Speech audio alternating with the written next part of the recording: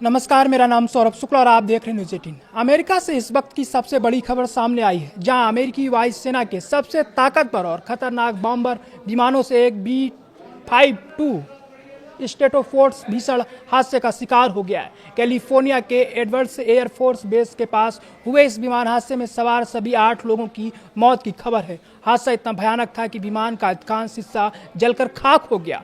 जानकारी के मुताबिक अमेरिकी वायुसेना का B-52 बॉम्बर सोमवार सुबह एक रूटीन टेस्ट मिशन पर रवाना हुआ था। विमान ने सुबह करीब 11:20 पर उड़ान भरी, लेकिन कुछ ही देर बाद वह नियंत्रण खो बैठा और क्रैश हो गया। हादसे के तुरंत बाद इलाके में आग का विशाल गोला दिखाई दिया और आसमान में काले धुएं का घना गुबार फैल गया। घटना का वीडियो भी सामने आया है, जिसमें दुर्घटना स्थल पर फैला मलबा और जली हुई जमीन साफ दिखाई दे रही है।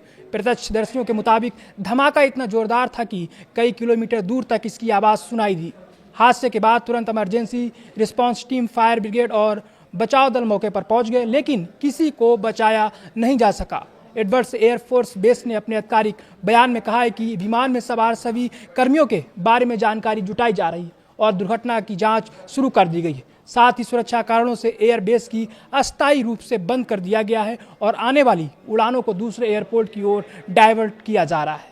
अब बात करते हैं उस विमान की जिसकी गिनती दुनिया के सबसे घातक और शक्तिशाली बॉम्बर्स में होती है।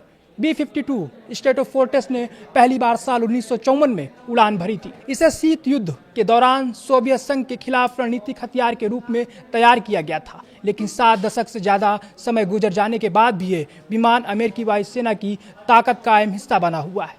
करीब 185 फीट चौड़े पंखों और 159 फीट लंबाई वाला ये विशाल विमान बमों, क्रूज मिसाइलों और परमाणु हथियारों को ले जाने में सक्षम है। अमेरिकी सेना ने इसका इस्तेमाल वियतनाम युद्ध, खाड़ी युद्ध, इराक, अफगानिस्तान और कई बड़े सैन्य अभियानों में किया है।